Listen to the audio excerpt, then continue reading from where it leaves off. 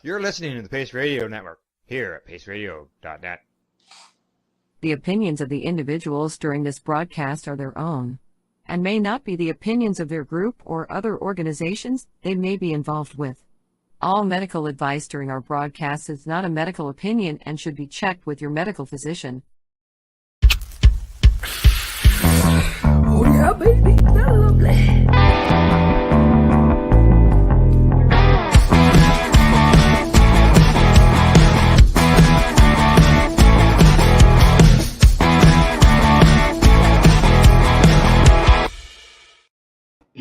I'm coughing just as we come on air. That's terrible. Good morning. It's June 29th, 2022. Good morning and welcome to Psychedelics and Cannabis Educational News, your cannabis and psychedelics educational news source, found here at paceradio.net and cbgtv.com. And we are streaming like everywhere. Facebook, YouTube.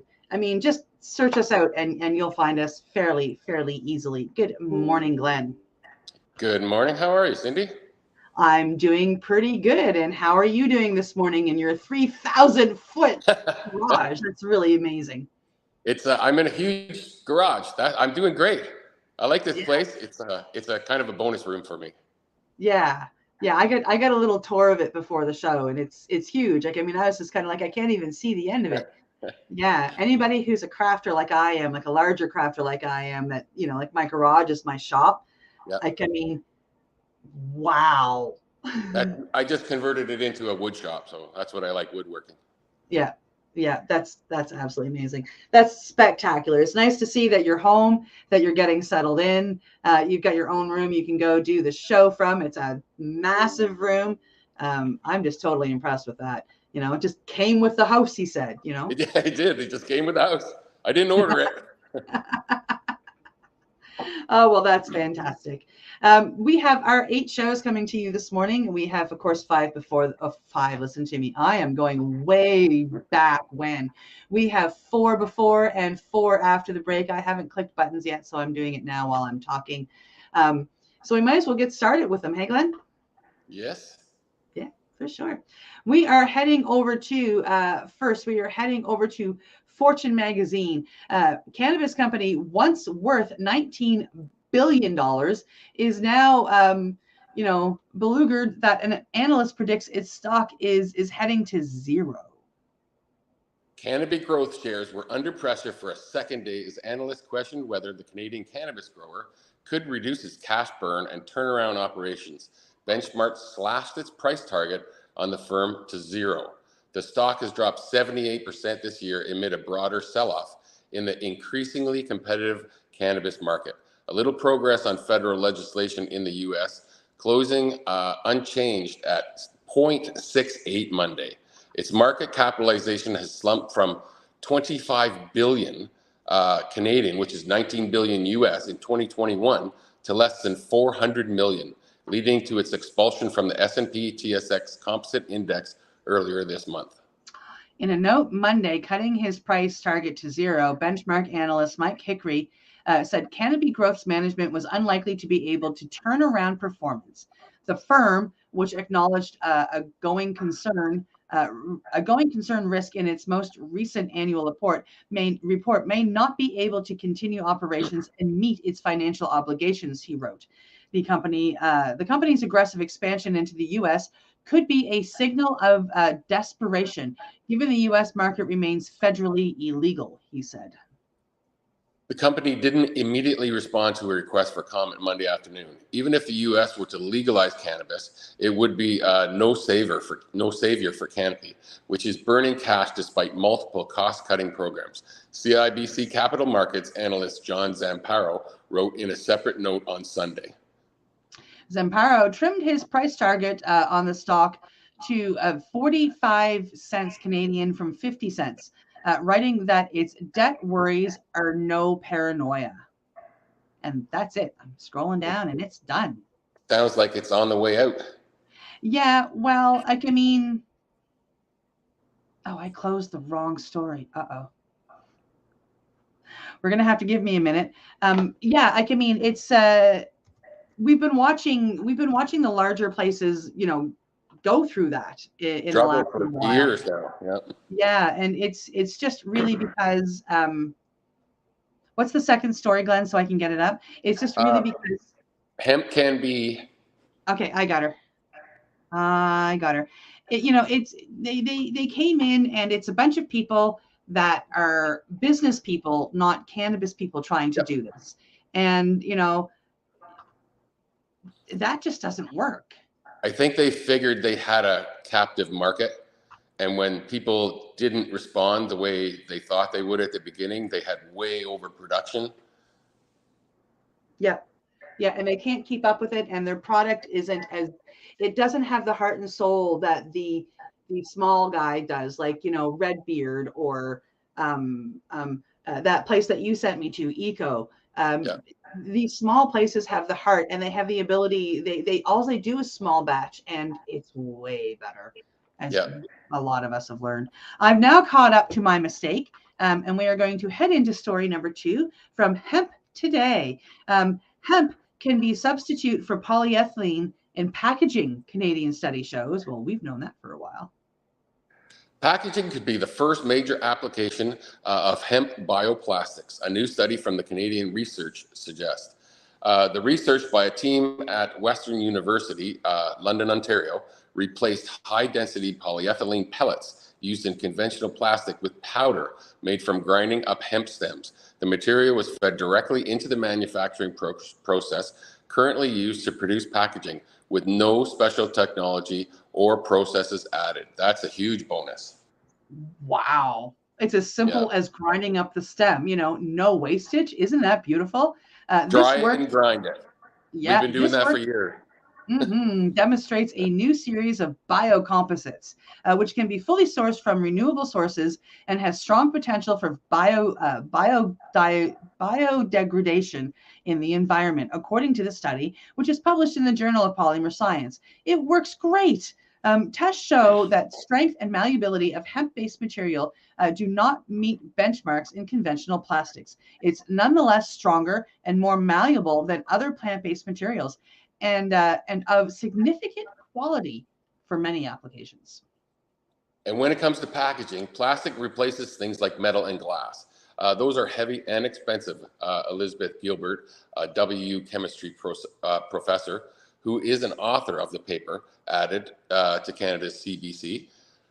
Depending on the shape, hemp can have a fibrous structure, which works great as a reinforcement for materials.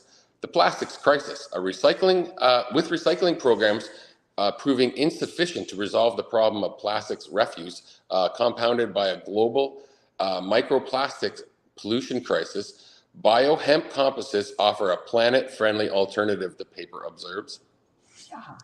Yeah, glass recycling is not a very profitable business, and although many plastics are potentially recyclable, this is often not the case in practice, says Gills, who works in the University Department of Chemical and Biochemical Engineering, and who is also WU's Canada's research chair in polymeric biomaterials. The research paper adds to a growing body of work and much hype around hemp fiber as an input for bioplastics, offering, however, a sober assessment when it comes to business potential. In terms of cost, biomaterials are currently more expensive, more expensive to produce than plastics, but companies are working to optimize and reduce prices, so costs are expected to decrease in the coming years as these technologies improve. I agree. And as more people use them and as more people buy them and implement them in whatever, whether it be plastics. Personally speaking, I was looking at hemp wood for my back deck. Didn't go that way because it's really expensive. But it's also what I've learned is, if it was a little bit more expensive, I probably would have gone for it because it's harder. If I had put hemp wood out back there, there would have been, 100 years from now, that wood would have still been viable. And, if somebody didn't want the deck, they could bring it up and they could use it for something else. It's not going to warp. It's not going to, you know what I mean? Like the termites aren't going to come in and eat it. It's just, it's a much better product. It's just really, really expensive right now. And I think the prices will drop drastically once farmers actually start growing more. The more they grow, the cheaper the product gets. Absolutely. And right now we still have, if we were in the States, there are still things against it, like, laws against it. Like, everything has to come to fruition, and then the price will drop. And then maybe when I have to replace the wood in my back deck, I will be able to afford to replace it with hemp wood. Fingers crossed. Makes sense to me. Yeah. Hemp bioplastics, which is similar to eco-friendly hemp-based building materials, are sure to face strong headwinds from entrenched incumbent plastic makers whose products are based on petroleum. That means investment will be slow to develop for the bioplastic sector, which is essentially still at an experimental stage. But as the oil gets more expensive, I think hemp will get less expensive. Oh, absolutely. Like I've been watching a company there here in Nova Scotia. We have one company that offers power. The only way that you can get power or hydro is from Nova Scotia Power. It used to be a government-owned monopoly. It is now privatized, but it is still a monopoly. There is another company up and coming that is going to be offering only environmentally friendly power. So there will be no bad power coming out of it. It's all coming from the sun or the water or the air. And it's all environmentally friendly power that they are going to be offering Nova Scotia. At first, they thought that they were going to be coming in at doubled the cost, just because, like the setting up and the whatnot. And it has taken them a couple of years to get it set up. They are hopefully going to be announcing it, in the news very soon. But I have, being related to one of the people that's involved in it, I've been privy to be able to watch it. And I have watched that it has been doubled in price. And with the more people they get on board and the more facilities and the more that they do, the price is coming from this to this to this to this to this. And miraculously, about a month ago, it was coming down, coming down, coming down. It's now here. So it's actually below the government price? It is actually going to come in at 6 cents less than what Nova Scotia paid. All right, so, perfect. Which is just beautiful. Like, I mean, and of course, sadly, that has made Nova Scotia Power stand up and go, no. And, it's going to take a little bit longer. But when they come out, they are going to be, if not on par, slightly lower in cost. And, there will be no more monopoly here in Nova Scotia. And that is a beautiful thing. Bonus. Definitely. Yeah. And then it'll cause the price to go down even more, I think, when there is actual competition.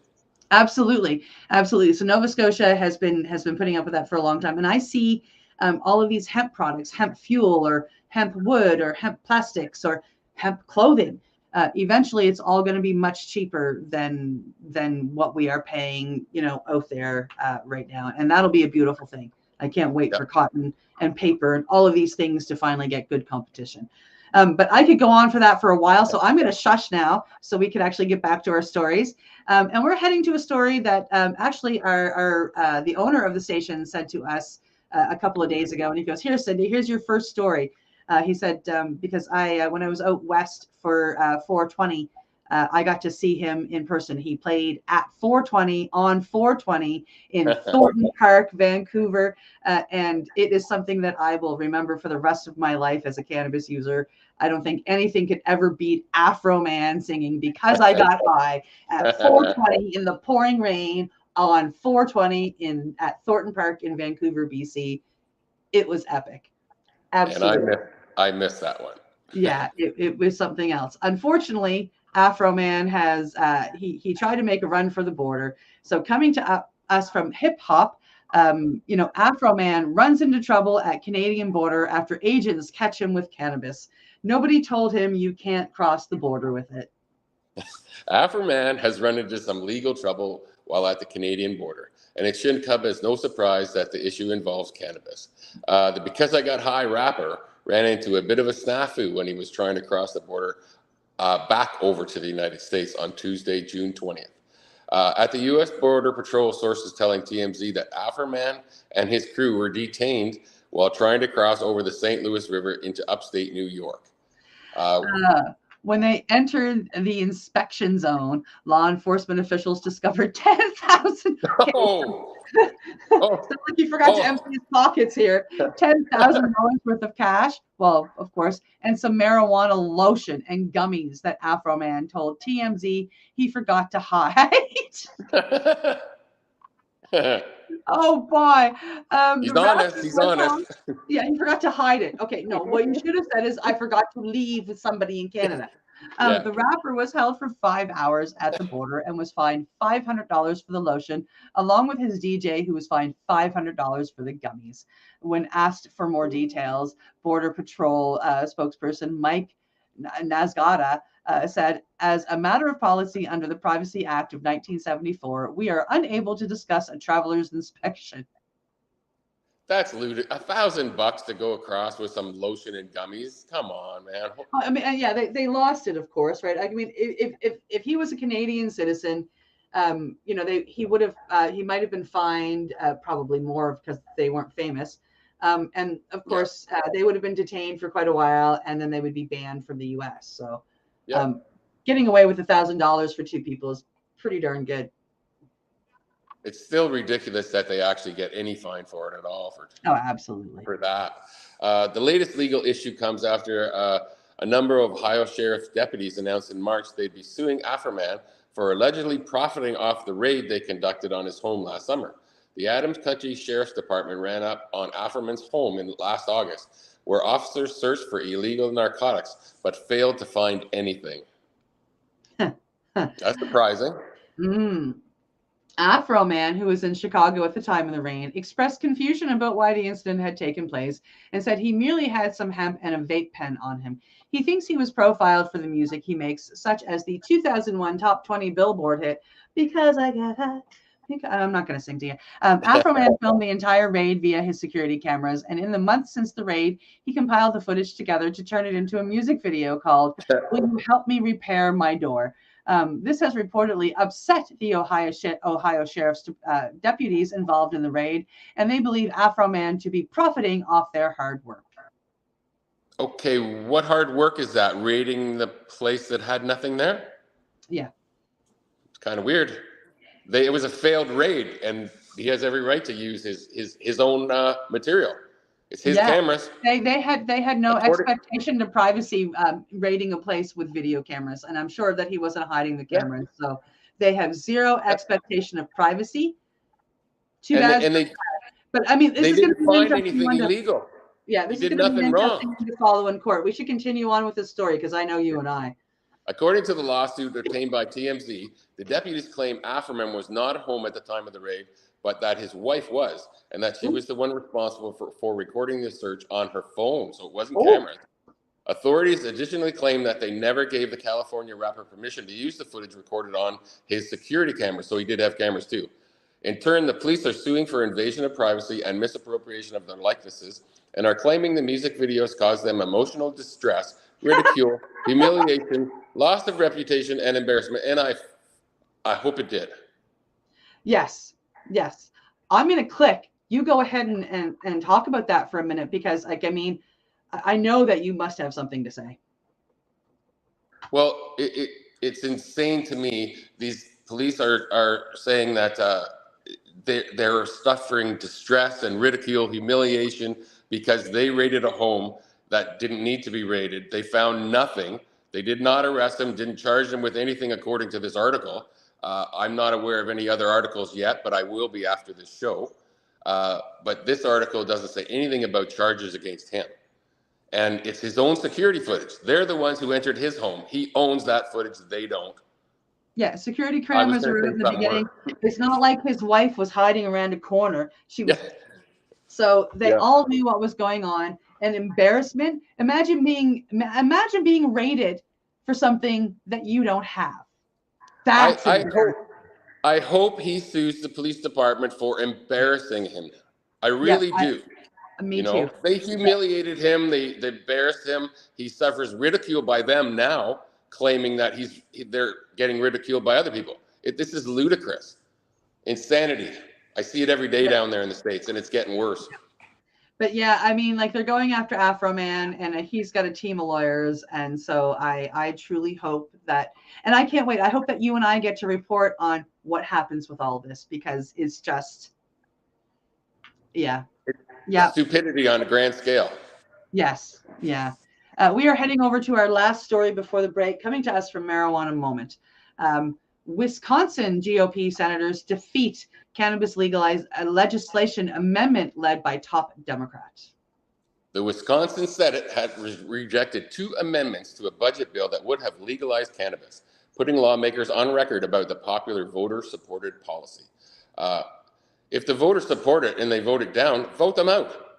After Republican senators stripped cannabis provisions from the governor's budget in committee last month, Senate Minority Leader Melissa Agard, who's a Democrat, gave the full chamber a chance to enact the reform with one omnibus amendment that would have restored several administrative priorities, including cannabis legalization and another clean measure focused exclusively on legalizing cannabis. The standalone cannabis reform amendment failed on the floor in a party line vote of 22-11 on Wednesday. We know that Wisconsin is continuing to be more and more of an island to prohibition in the Midwest, Agard told Marijuana Moment. And I keep forgetting that we got to say the name of the magazine. In a phone interview on Wednesday, we are falling behind in Wisconsin. We are more dangerous because of the prohibition of cannabis. Amen. It is more dangerous because of prohibition. Most definitely, and much more expensive. We're taking up the state budget today, she added, and the state is experiences a real revenue loss by the fact that we continue to not legalize cannabis. Prohibition continues to be very harmful to our state. It creates less safety. We are infringing on people's personal liberties and freedoms because cannabis consumption is not harmful to the greater community when regulated appropriately. And we're missing out on a lot of prosperity and opportunity for our main streets and our communities to be able to get ahead. So this is the policy that absolutely does belong in our state budget.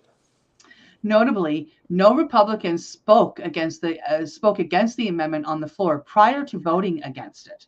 The result in the GOP-controlled legislature isn't entirely unexpected, but it does represent the first time that voters will be able to get a clear sense of where all the senators stand on the issue.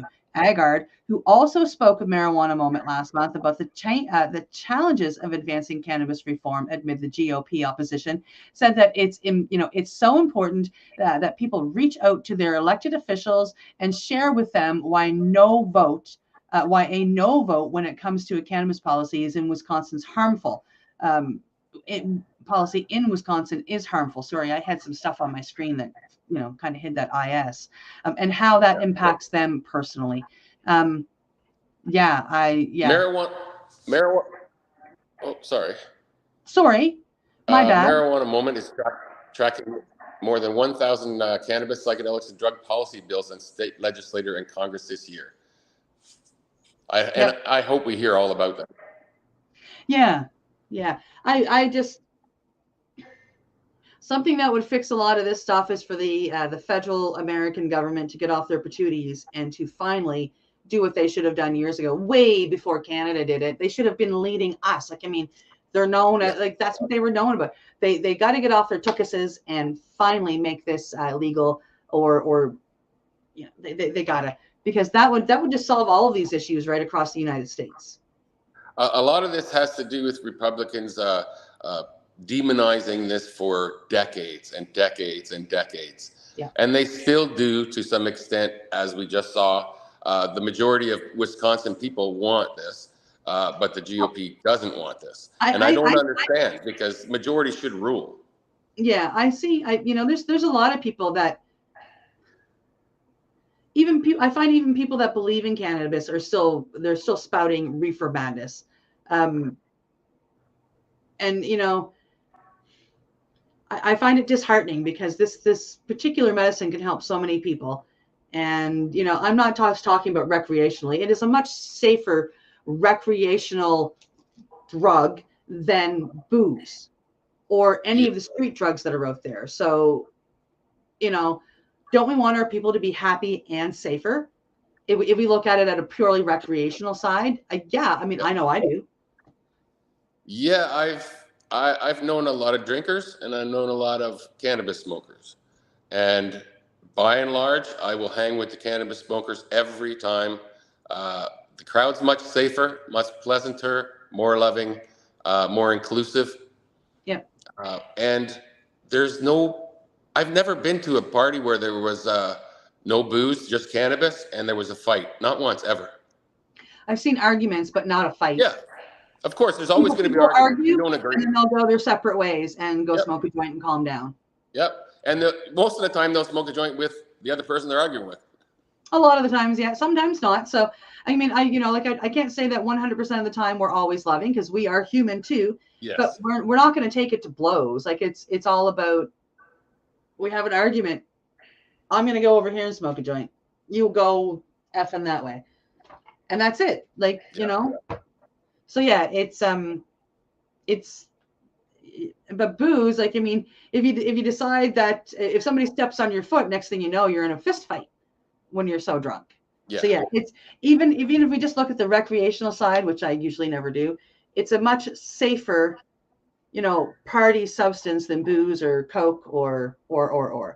And of course, we all know that you're going to be healing yourself while you're recreationally using it, so that's even better. But that does bring it to break time, and so Glenn, it's commercial time, and it's time to hear from those who help us inform our viewers. You know, with being our sponsors.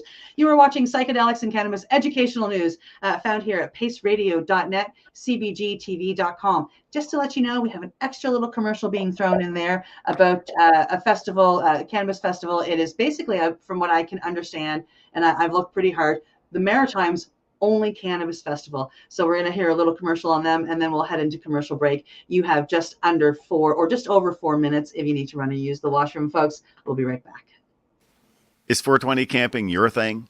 Do you like cannabis cups? Want to learn more about cannabis? Enjoy music festivals? Living on the East Coast or looking for a really good reason to visit? Then Harvest Fest is calling your name.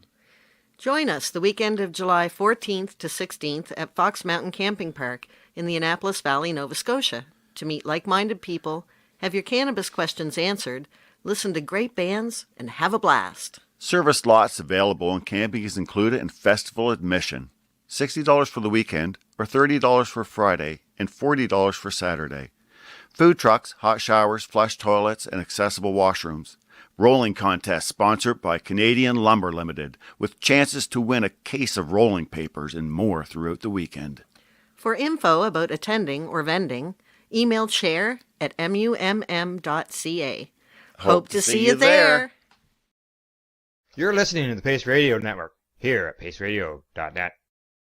When you think of the number of unique products developed in the fields, kitchens, and labs at Legacy 420, it's hard to think that one stands out above the rest. But tell that to the thousands of people who have tried this amazing breakthrough product. This is our Sacred Salve. This is actually our extra strength. It comes in 5 different strengths. It's all natural, all organic. It typically works within 10 to 15 minutes of putting it on. It's good for arthritis, it's good for inflammation, any kind of pain. We're very proud of it. Sacred Salve, so easy to apply, along with soothing relief. To select a strength that's right for you, come in and talk to your trusted partner. Legacy 420 out on your road.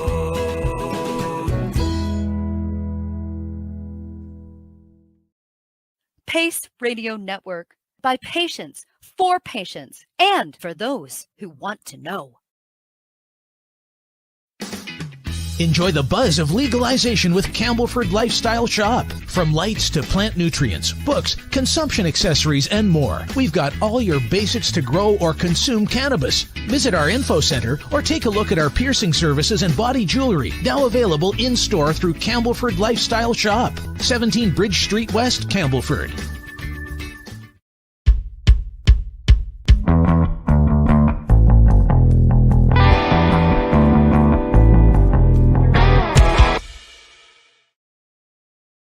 Are you a cannabis content creator? Are you looking for a place to have your content seen? If you answer yes to both questions, then you need to check out cbgtv.com. Let's share PACE everywhere. That way it can help create peace. People everywhere advocating cannabis education. Limestone City Hydroponics is Kingston, Ontario's hydroponics shop. Take your growing to the next level and create the optimal environment with a tent kit, or maximize your yield with an ebb and flow flood table kit. Either way, Limestone City Hydroponics has more sizes and options to fit your needs. Are you looking for the power of the sun that adapts to your budget? Then look no further, as they have professional grow lighting. They have indoor grow systems that are easy and cost effective, with many options to fit your living space and lifestyle. Cultivate your growing potential. We have everything you need to succeed. And if you can't make it to the store, they offer local delivery to the greater Kingston area.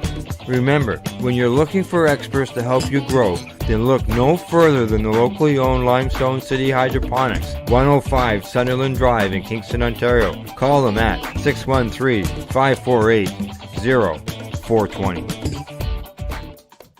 You're listening to the Pace Radio Network here at paceradio.net.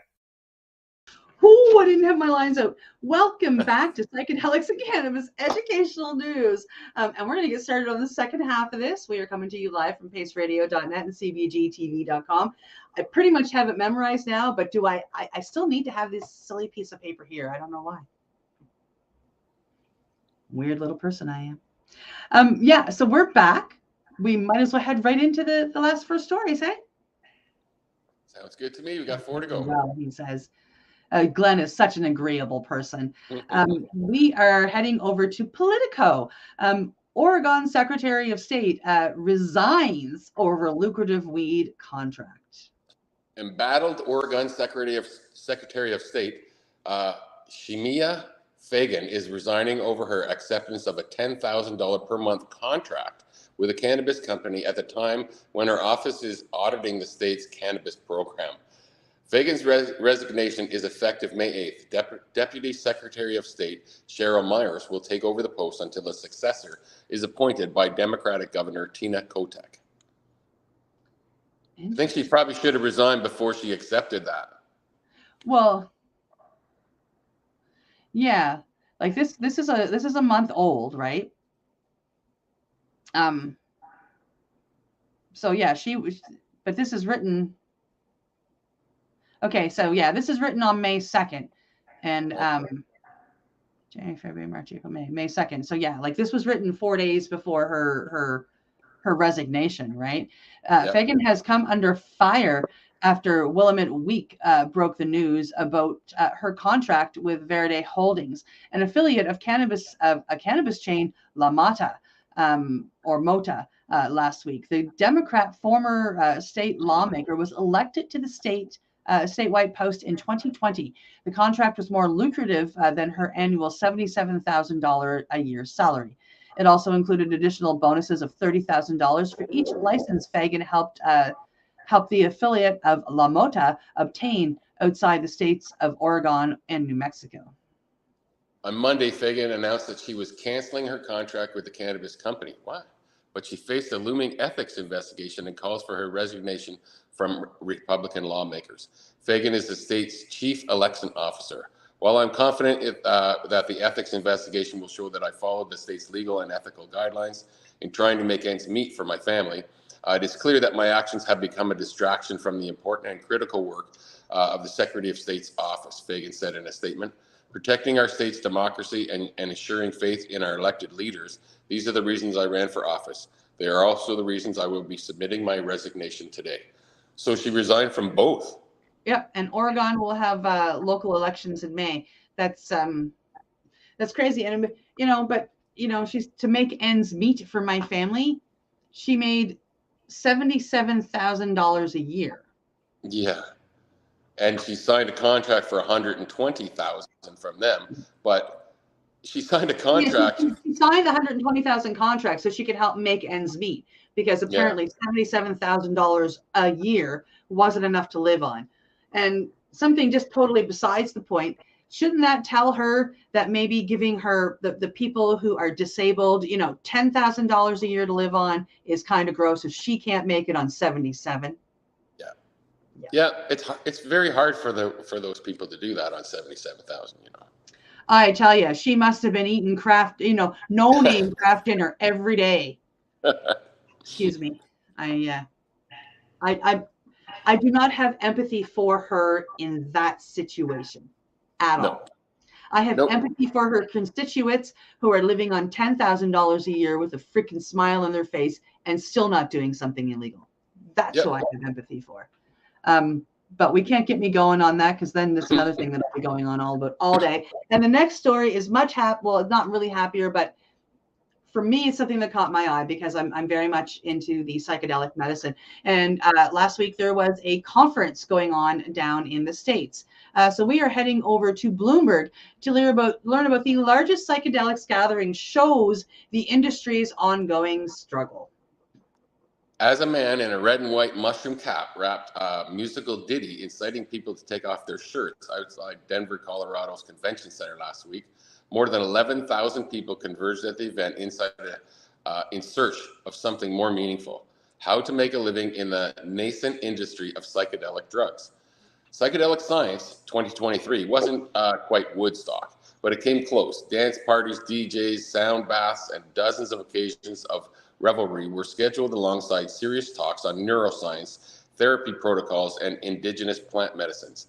The conference, featuring more than 500 speakers, was hosted by MAPS, or the Multidisciplinary Association for Psychedelic Studies, which aims to get MDMA, also known as ecstasy or Molly, approved in the U.S. But I have to interrupt. Just, I know Okay. what they're saying, and this isn't for you. This is for everybody. It also known as ecstasy or Molly. Ecstasy and Molly have other drugs thrown in with them and are usually pressed into pills. MDMA is not physically addictive, but they want you to come back and buy more. So they take really bad drugs and they press them into these pills with the MDMA. So ecstasy and Molly are not pure MDMA. Okay, I'm glad you said that. They want to get these three approved by the U.S. Food and Drug Administration. The event showed how far the movement to legalize psychedelic drugs has come and how far it has yet to go. Yeah. And I hope MDMA, and then even more pure than that is MDA. It's an amazing medication. I watched help a lot of people, but when I was a cocaine addict, ecstasy and Molly were always there. And a lot of the time, I had Molly or an ecstasy pill come across me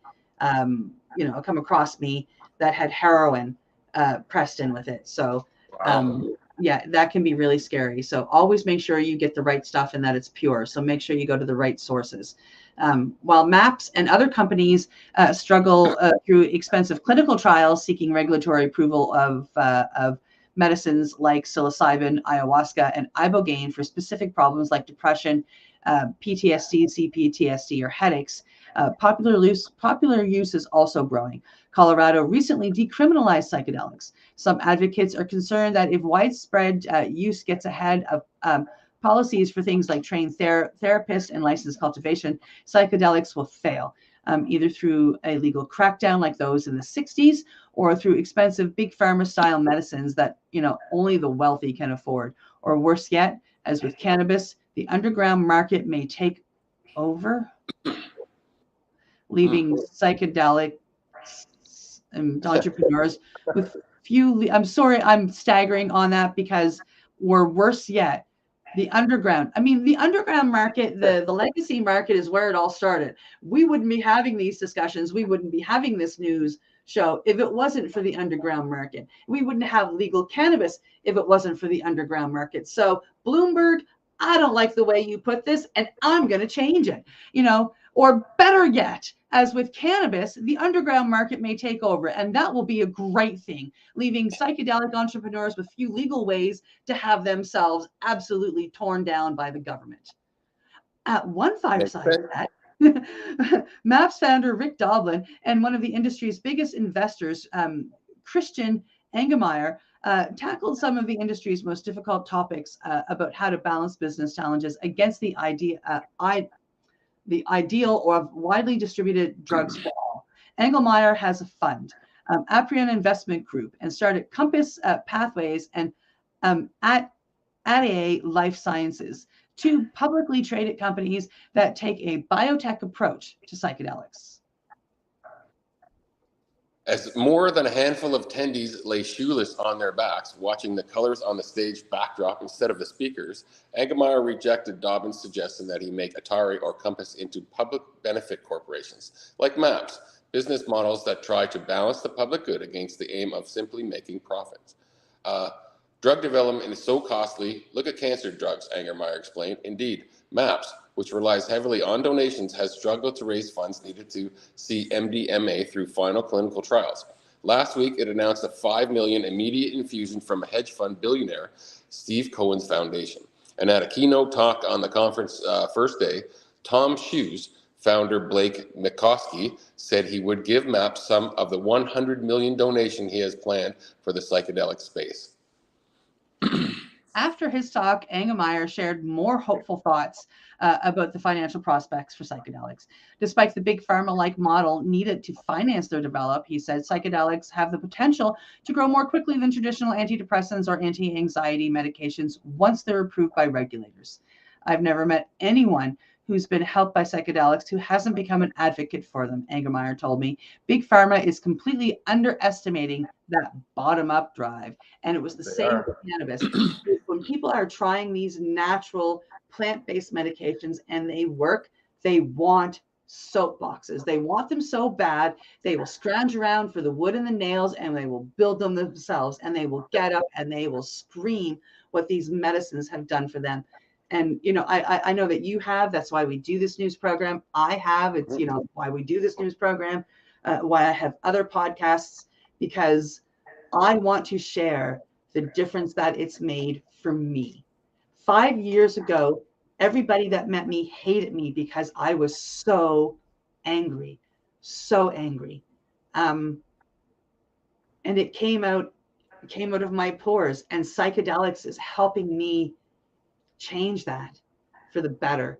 And anybody that knew me 5 years ago, if they were to re-meet me today, they would see the difference. And that would be, I mean, I should go re-meet some of these people and let them sit down and talk to me, because their statements, their testimonials are where it's at. They can tell you what psychedelics have done for me, and therefore could possibly do for everybody. And that's kind of my soapbox TED Talk. I apologize. Was perfect. Comes across as honest. Thank you. The very fact that so many psychedelic fans gathered in Denver for the 5-day conference, which also included pre- and post-conference camping trips into the Rocky Mountains, validates Angermeyer's point.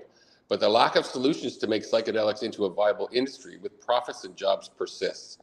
The movement is great, but without the industry and policy, there are limited opportunities for patient access.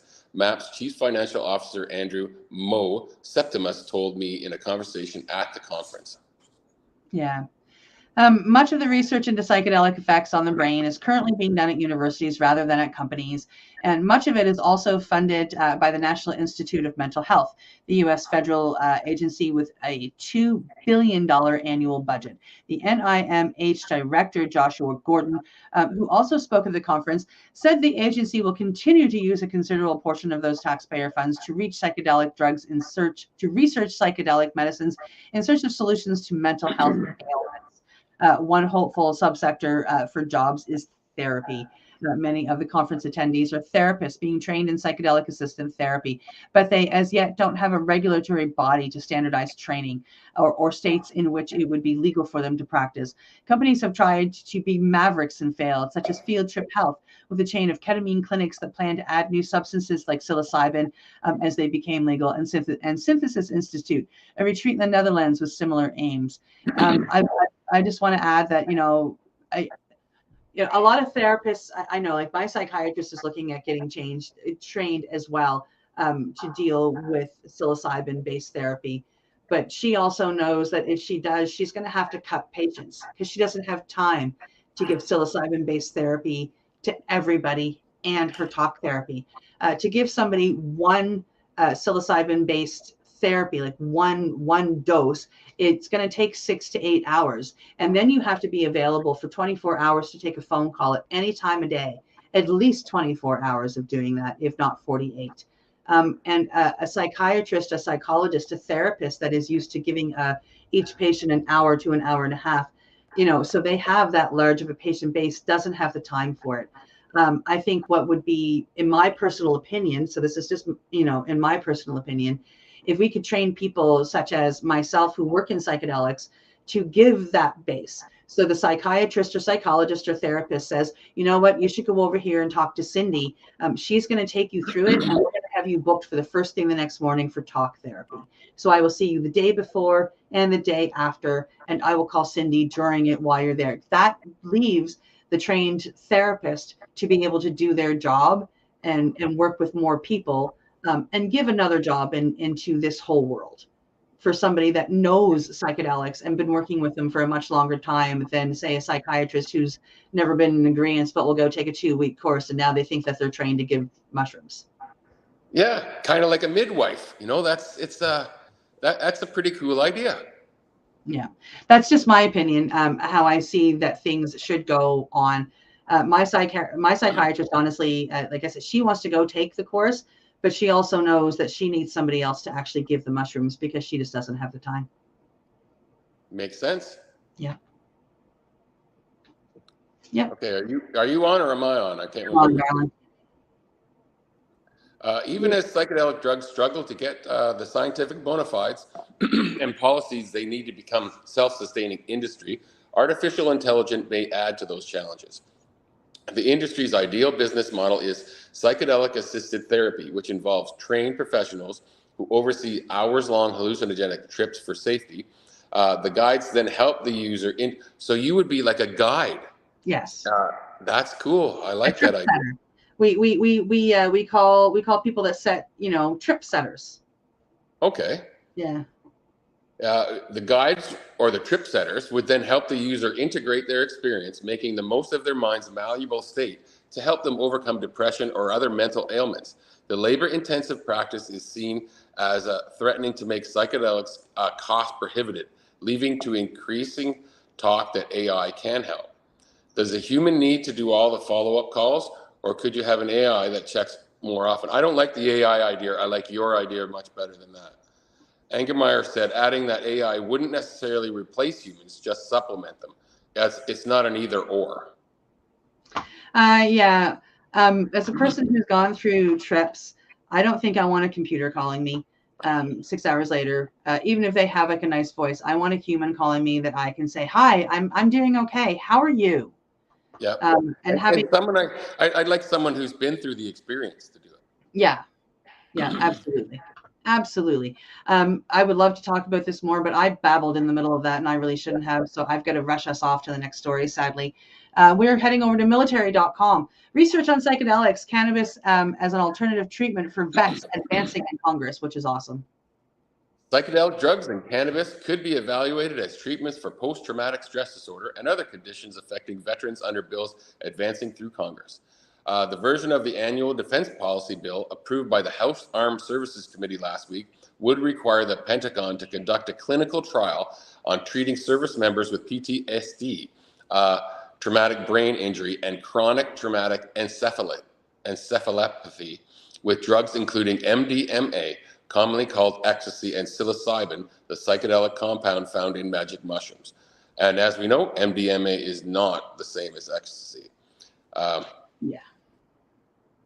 A lot of people will know it as ecstasy because like of the ecstasy pills. But like I say, from my personal experience on the streets, ecstasy pills have heroin and whatnot, or cocaine or something else pressed into them, looking to have it more addictive.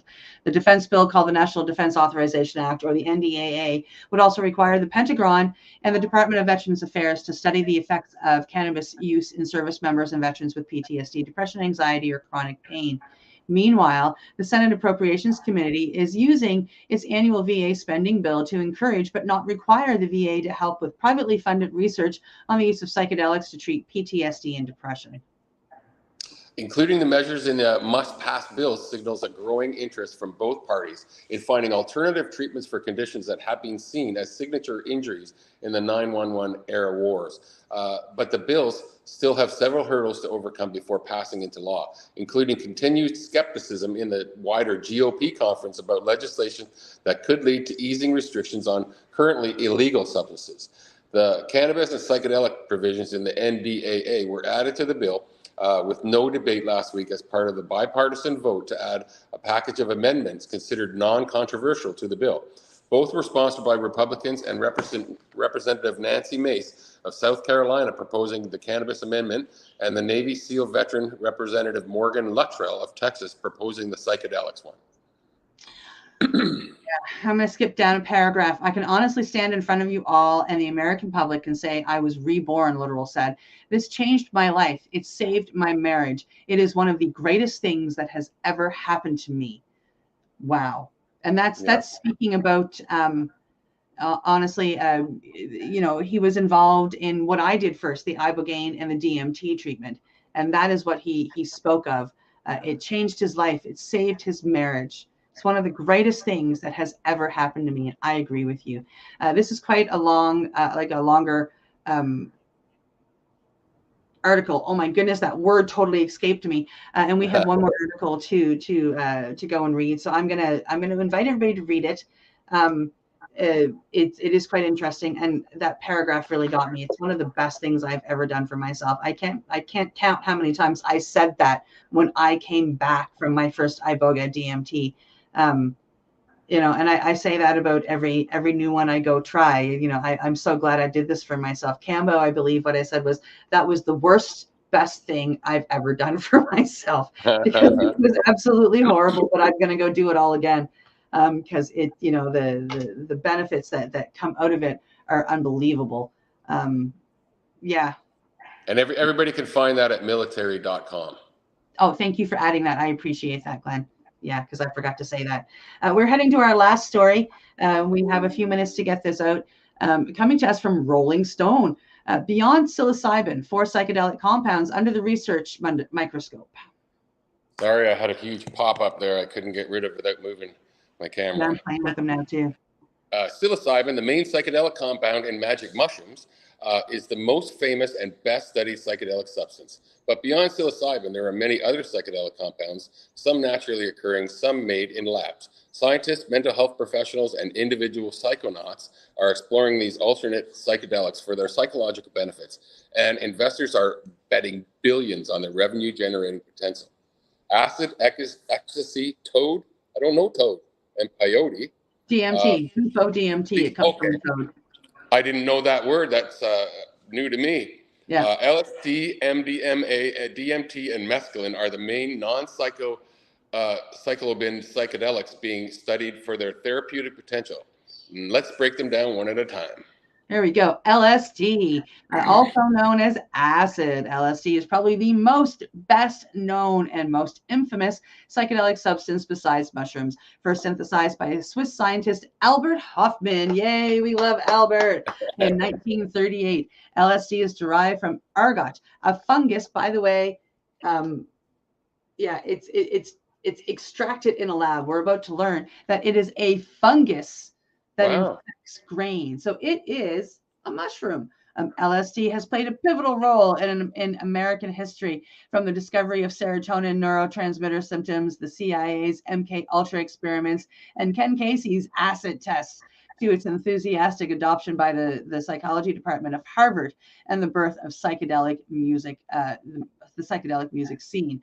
What's less well known is that in the early 1950s, North American psychiatrists were already finding success with LSD, which is really awesome. But let's skip down and let's talk about MDMA. I'm going to let you talk about MDMA, just for time purposes, right? Okay, MDMA, also known as ecstasy or Molly, is both a psychedelic and a stimulant. Though it's primarily associated with recreational use and rave culture, MDMA has been dubbed empathy and the love drug for its ability to induce empathetic positive emotions. First developed by a German pharmaceutical company in 1912, MDMA apparently had a small following among psychiatrists in the late 70s and early 80s, who nicknamed it Adam because they felt it returned patients to a state of primal innocence and openness. That ended in 1985 when the DEA declared an emergency ban and classified MDMA as a Schedule I drug. And that ends everything. And, you know, it has shown promise in treating PTSD, There have been studies and whatnot. It's actually really, really exciting. The third one is DMT, which is called N,N-dimethyltryptamine, DMT, which is not the toad they were talking about up above, but this one comes from plants. The N does. If we were talking about the toad, Glenn, just because it caught your eye, we would be talking about what I went and did, the 5-MeO DMT, which they take from the toad's sweat. Which is pretty cool. It's an alkaloid that occurs naturally in plants and animals. It can induce intense episodic hallucinations, and it is famously it is famously one of the major psychoactive compounds found in various shamanic compounds such as ayahuasca, used in indigenous societies for centuries. So a DMT trip is very, very short. If you vape it, it's about 15 minutes. If you take it in the form of ayahuasca, which is it's mixed with other herbs at that point in time, you're going to get a much longer, crazier trip.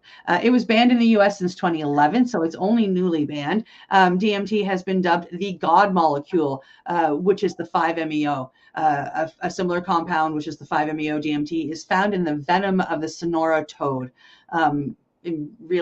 Honestly, it's not from the venom. They take it from the sweat.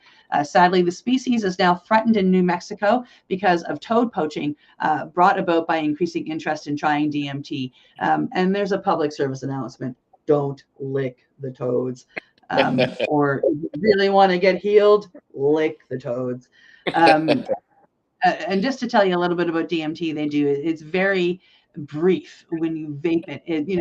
Lasting around 30 minutes, 15 to 20 is what I've experienced. I do know people that it's lasted 30 to 35 minutes, so I can't tell you that it only lasts 15 to 20. It comes on within seconds, milliseconds, and it's explosive. Michael Pollan tried DMT, being warned that it was the Everest of psychedelics. It is the grandfather of psychedelics. It is the king of them all. But it is very gentle. It is very loving. And DMT, it also can help with treatment. And for me, it helped with CPTSD. And I'll let you tell everybody about the mescaline peyote. Okay. Mescaline is another naturally occurring psychedelic hallucinogen found in the peyote cactus, San Pedro cactus, and the Peruvian torch cactus, among others. Aldous Huxley recorded his experience with mescaline in his book, The Doors of Perception, and it's well known for its ancient history in Native American rituals. Classified as a Schedule I drug in the U.S., mescaline is only legal in specific religious ceremonies conducted by Native Americans. A peyote-induced hallucinogenic experience typically begins in 60 minutes after consumption and lasts about 8 to 12 hours. It often comes with the intense visual distortions and can cause vomiting and nausea. Peyote is an extremely slow-growing cactus. New interest in mescaline plus industrialization of the American Southwest have made it a vulnerable species in decline. Don't pick the peyote. Well, that's really interesting. If you want to go back and read the whole thing, you're more than welcome to. I just had to constrict it, sadly, because, we got into a couple stories, and that's always a lot of fun. But for our viewers on Facebook, YouTube, Twitter, cbgtv.com, paceradio.net, Foxcast, for our friends at legacy420.com, Campbellford Lifestyle, and our new limestone hydroponics. I remembered it, and it's not written here. I'm so happy. This has been our Psychedelics and Cannabis educational news broadcast for today, the last broadcast of June 29th. We have Canada Day fast approaching. Guess our next broadcast maybe with Reverend Kelly and Al on Monday, but I'm not sure if they're taking the day off in lieu. It might be next Thursday with us. Have a great weekend, everybody. We'll see you next time. You're listening to the Pace Radio Network here at paceradio.net. The opinions of the individuals during this broadcast are their own, and may not be the opinions of their group or other organizations they may be involved with. All medical advice during our broadcast is not a medical opinion and should be checked with your medical physician. When you have a pain that's reached its peak, Legacy for 20, it's so unique. If organic cannabis is what you seek, here's your trusted partners 7 days a week. Suppository salves, vapes and drops, topicals, edibles, infused pop. Just when life seems like it ain't easy, at Legacy 420, enjoy a pop freezy. Lab-tested products, make them the GOAT. Legacy 420 out on your road. Legacy 420 in Tyndonega Mohawk territory. Indigenous organic cannabis at its finest. Enjoy the buzz of legalization with Campbellford Lifestyle Shop. From lights to plant nutrients, books, consumption accessories, and more, we've got all your basics to grow or consume cannabis. Visit our info center or take a look at our piercing services and body jewelry, now available in-store through Campbellford Lifestyle Shop, 17 Bridge Street West, Campbellford. Limestone City Hydroponics is Kingston, Ontario's hydroponics shop.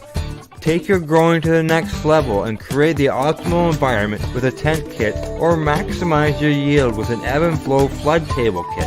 Either way, Limestone City Hydroponics has more sizes and options to fit your needs. Are you looking for the power of the sun that adapts to your budget? Then look no further, as they have professional grow lighting. They have indoor grow systems that are easy and cost effective, with many options to fit your living space and lifestyle. Cultivate your growing potential. We have everything you need to succeed. And if you can't make it to the store, they offer local delivery to the greater Kingston area. Remember, when you're looking for experts to help you grow, then look no further than the locally owned Limestone City Hydroponics, 105 Sunderland Drive in Kingston, Ontario. Call them at 613-548-0420. We are people advocating cannabis education here at paceradio.net.